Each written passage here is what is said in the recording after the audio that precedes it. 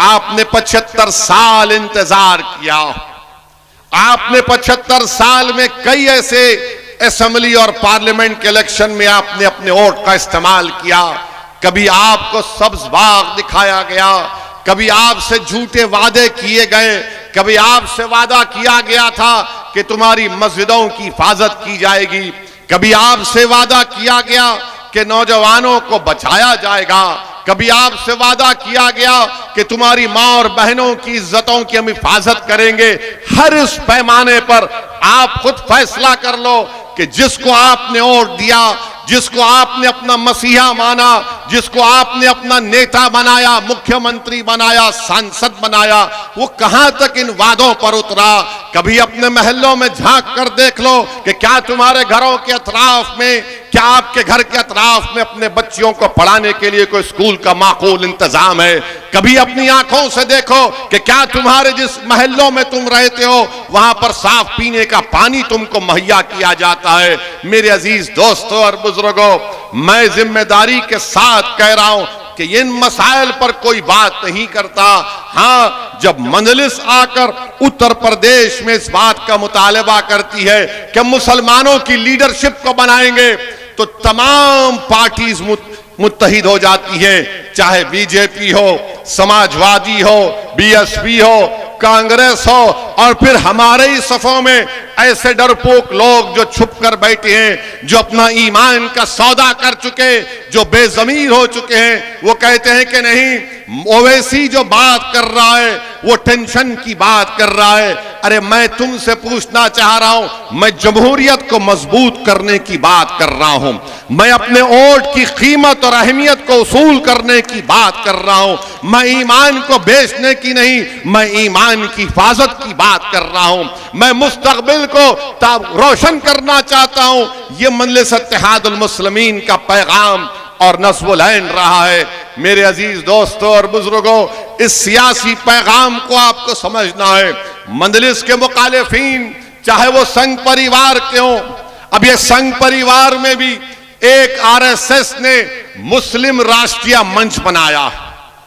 मुस्लिम राष्ट्रीय मंच बनाकर उत्तर प्रदेश के मुसलमानों के पास जाकर उनसे कहते हैं कि आप क्यों लड़ना चाहते बीजेपी से, क्यों खामखा उनसे लड़ना चाहते हैं, आइए बैठकर बात कर लेंगे और इनको वोट डालिए।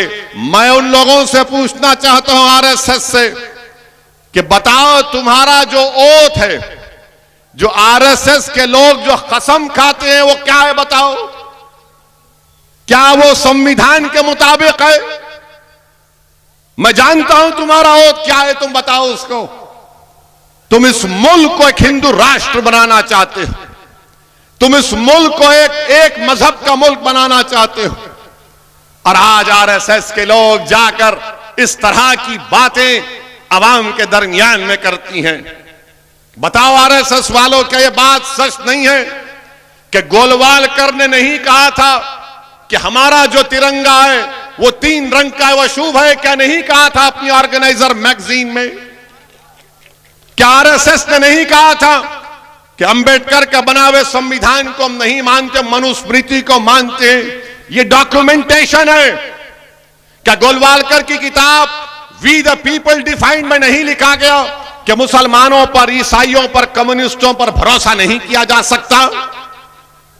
आज हिंदुत्व की बात कर रहे, हिंदुत्व का डेफिनेशन कहां से आया बताओ? 1980 तक कोई एक आरएसएस का लीडर का एक बयान बता दो जहां पे लफ्ज हिंदुत्व इस्तेमाल हुआ।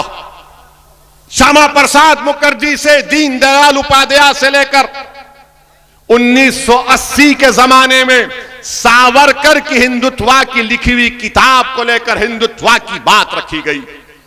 हिंदुत्व के माने क्या है जो सावरकर ने लिखे? सावरकर ने अपनी किताब में लिखा कि हिंदुत्व के माने ही है कि वो शख्स, और मुसलमानों के बारे में सावरकर ने क्या कहा कि मुसलमान भारत को मदरलैंड और होली लैंड नहीं मानते, इसीलिए ये इनका मुल्क नहीं है। ये हिंदुत्व के माने सावरकर ने अपनी किताब में लिखे। और ये लोग बात करते हैं कि सुप्रीम कोर्ट के chief justice justice J S Verma ने यह बात कही, जस्टिस जे.एस. वर्मा ने सावरकर की किताब का हवाला नहीं दिया, मैं दे रहा हूं, पूछो इस पर इनकार कर सकते क्या तुम? मेरे अजीज दोस्तों और बुजुर्गों, ये बात हम सामने रखते हैं तो हम पर तनकीद शुरू हो जाती है, हम पर इल्जामात की बौछार शुरू हो जाती है। मैं हिंदुस्तान के, भारत के नेशनलिज्म को मानता हूं। वो भारत के नेशनलिज्म में तमाम लोग शामिल हैं, जिसको अंग्रेजी का वर्ड है वो इंक्लूसिव है, इंक्लूसिव है। ये नेशनलिज्म होना चाहिए। बल्कि मुझे याद आ रहा है कि मोहम्मद अली जौहर रहमतुल्लाह अलैह से जब पूछा गया, बरतानिया में अंग्रेजी में पूछा गया कि मोहम्मद अली जौहर तुम नेशनलिस्ट हो क्या, तो मोहम्मद अली जौहर ने कहा था कि मैं नेशनलिस्ट नहीं हूं, मैं सुपर नेशनलिस्ट हूं। हम मुसलमान सुपर नेशनलिस्ट हैं, मगर हम इंडियन नेशनलिज्म को मानते हैं। क्या कहा था नरेंद्र मोदी ने? हिंदू नेशनलिज्म की बात इंटरव्यू में नरेंद्र मोदी ने कही थी 2014 में। आपने नेशनलिज्म को भी तोड़ दिया। मेरे अजीज दोस्तों और बुजुर्गों, हद तो यह हो गई कि एक मोहतरमा को हमारा हाईएस्ट सिविलियन अवार्ड दिया गया। वो मोहतरमा टीवी के इंटरव्यू में कहती हैं कि देश को आजादी 2014 में मिली, 2014 में मिली। नहीं, थालियां मारने के लिए नहीं, सोचने बता रहा हूं। देखो आप, अगर वो बात मुसलमान कहता तो अब तक उस पर यूएपीए लग जाता। अगर वो बात मुसलमान कहता तो यूएपीए लग जाता। उसको जेल में डालने से पहले पुलिस स्टेशन में ले जाकर उसके घुटने के बाजू हजरत पुलिस एक छोटी सी गोली मारती उसको और बोलते तूने गद्दारी की। मगर वो रानी है, आप महाराजा हैं, कोई कुछ नहीं करता। वो क्वीन है और आप किंग हैं, आप कुछ नहीं करते। क्यों नहीं करते? अगर हमारे मुंह से अगर गलती से भी निकल जाता, किसी ने इंडिया पाकिस्तान के मैच में कुछ लिख दिया गलती से, तो बाबा ने कहा गद्दारी का इल्जाम लगा के जेल में भिजा दिया जाएगा। बोलो बाबा। मैं उत्तर प्रदेश के मुख्यमंत्री से पूछ रहा हूं, मैं देश के प्रधानमंत्री नरेंद्र मोदी से पूछ रहा हूं, क्या देश 47 में आजाद हुआ या 2014 में आजाद हुआ? बताओ। और अगर यह गलत है तो क्या देश के प्रधानमंत्री और उत्तर प्रदेश के मुख्यमंत्री गद्दारी का इल्जाम लगाएंगे, सेडेशन का? क्या सेडेशन सिर्फ मुसलमानों के लिए? क्या सेडेशन सिर्फ नौजवान तालिब इल्म और तुलबा के लिए? क्या सेडेशन किसके लिए फिर? और फिर इससे बढ़कर बात यह कि यह संविधान के खिलाफ है। कैसे खिलाफ है? भारत के संविधान में एक फंडामेंटल राइट्स है, हुकूक है और एक ड्यूटीज है। नरेंद्र मोदी बार बार बोलते हैं ड्यूटीज, अपना ड्यूटी निभाओ।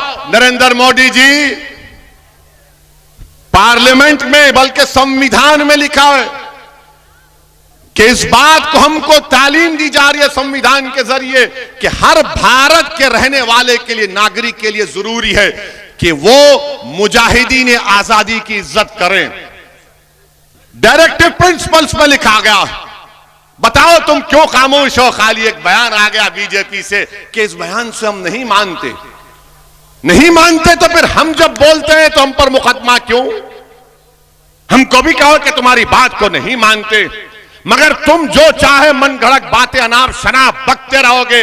अगर हम इजहार ख्याल करेंगे, हमारी राय तुमसे मुख्तलिफ होगी, तुमको पसंद नहीं आएगी तो जेल मेरा मुकद्दर या गोली मेरा मुकद्दर बना दिया जाता है। यह कौन सा इंसाफ है? इस पर कोई बात नहीं होगी।